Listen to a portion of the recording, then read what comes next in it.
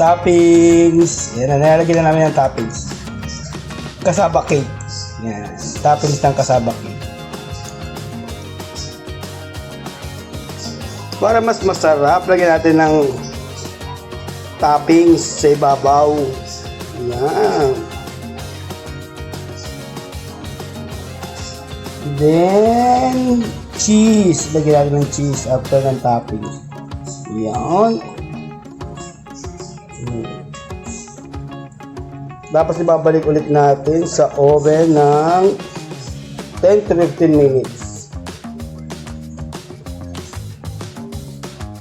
Yan, balik natin sa oven. Luto na ang ating kasaba cake.